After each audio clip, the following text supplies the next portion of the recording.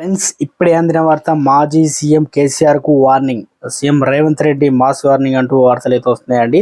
వీడియోని స్కిప్ చేయకుండా ఎండ్ వరకు చూడండి. కంప్లీట్ ఇన్ఫర్మేషన్ అయితే అర్థమవుతుంది. చాలా మంది సబ్స్క్రైబ్ చేయకుండా వీడియోస్ వస్తున్నారు. దయచేసి ఛానల్ సబ్స్క్రైబ్ చేసుకొని బెల్ ఐకాన్ ఆల్ పై ట్యాప్ చేయండి. ఇలాంటి లేటెస్ట్ అప్డేట్ మిస్ అవ్వకుండా నోటిఫికేషన్ రూపంలో ఫోన్కి వస్తుందండి. లైక్ చేయడం మర్చిపోతున్నారు, దయచేసి లైక్ చేయండి. లైక్ చేయడం వల్ల ఇన్ఫర్మేషన్ అందరికి తెలుస్తుంది. నల్గొండ సభలో బీఆర్ఎస్ అధినేత మాజీ కేసీఆర్ అనగా సీఎం చేసిన వ్యాఖ్యలపై కౌంటర్ ఇచ్చారు సీఎం రేవంత్ రెడ్డి. పాలిచ్చే బర్రెను వదిలి దున్నపోతును తెచ్చుకున్నారని కేసీఆర్ అన్నదానికి తెలంగాణ ప్రజలు కంచరగాడిద ఇంటికి పంపి రేసు గుర్రాన్ని తెచ్చుకున్నారని సీఎం రేవంత్ రెడ్డి అన్నారు. ఎల్బీ స్టేడియం జరిగిన 15,750 మంది కానిస్టేబుల్ అభ్యర్థి నియామక పత్రాలు అందజేసిన కార్యక్రమంలో పాల్గొన్న సీఎం రేవంత్ రెడ్డి మాట్లాడుతూ, డిసెంబర్ 7న ఇదే వేదిక సోనియా గాంధీ, ప్రియాంక, రాహుల్ గాంధీ సమక్షంలో ప్రమాణం చేసినప్పుడు ఎంతో ఆనందం కలిగిందో అంతకంటే ఎక్కువ ఆనందం ఉందని అన్నారు.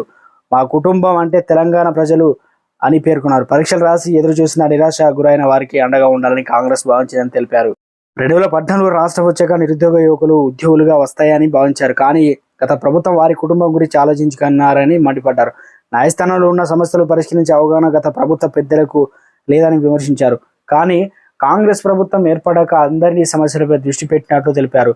మీ అందరికీ నేను అండగా ఉంటా, ఎలాంటి సమస్య రానియనని భరోసా ఇచ్చారు.